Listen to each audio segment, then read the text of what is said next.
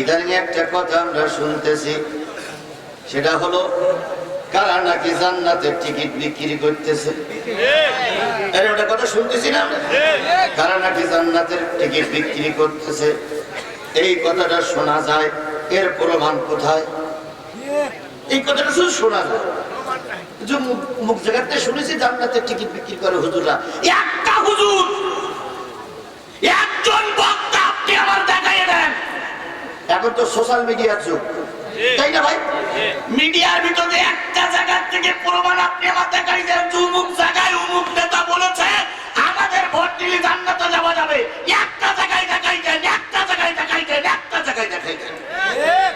যদি উনি বলে থাকে তাহলে উনি ভুল বলেছে, কারণ জান্নাতের টিকিট বিক্রি করার অধিকার হুজুরদের নাই। এই কথাগুলো সঠিক না ভুল? ভুল।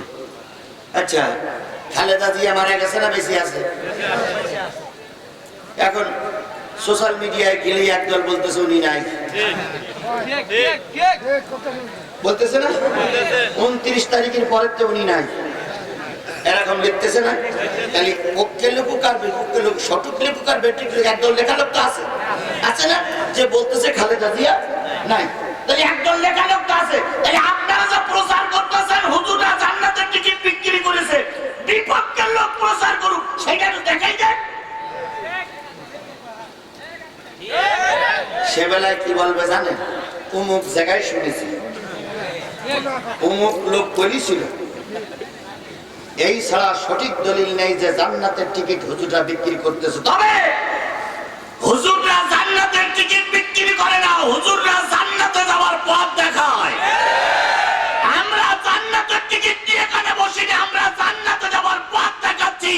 যদি কপাল ভালো হয় এই পথে আসবা, কপাল ভালো না হলে নবী এসে দোয়া করেও তোমার এই পথে আনতে পারবে না, পারবে না।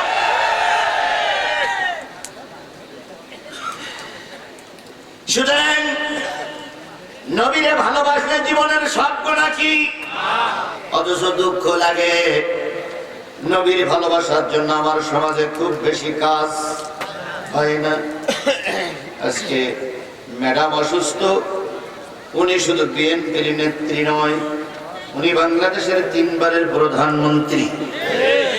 ওনার জন্য দোয়া চাওয়া লাগবে না, আমরা বাংলাদেশের নাগরিক, আমরা এমনিও দোয়া করতেছি, অমনিও দোয়া করতেছি।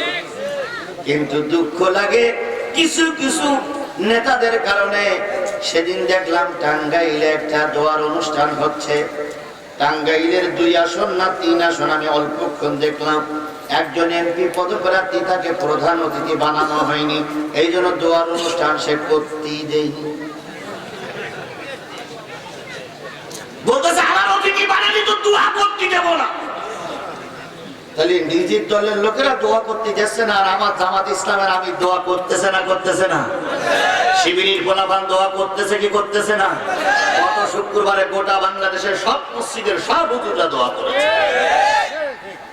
এটা আমরা দেখাতে পারি, কিন্তু আপনারা অনেকেই দেখাতে পারেন না। সুতরাং উদার মনের হতে হবে, কৃপণ মনের হলে হবে না, উদারতা থাকতে হবে, সংকীর্ণ মনা হলে হবে না। আপনি যেমন বাংলাদেশের নাগরিক, আমিও বাংলাদেশের নাগরিক। আপনি মঞ্চে দাঁড়িয়ে যেমন আপনার দলের পক্ষে কথা বলার অধিকার আপনি রাখেন, আর একজন নেতাও তার দলের পক্ষে কথা বলার অধিকার রাখে। তার দলের পক্ষে কথা বলে আপনার মন খারাপ হয়, আপনি যখন কথা বলেন তখন তারও তো মন খারাপ হওয়ার কথা।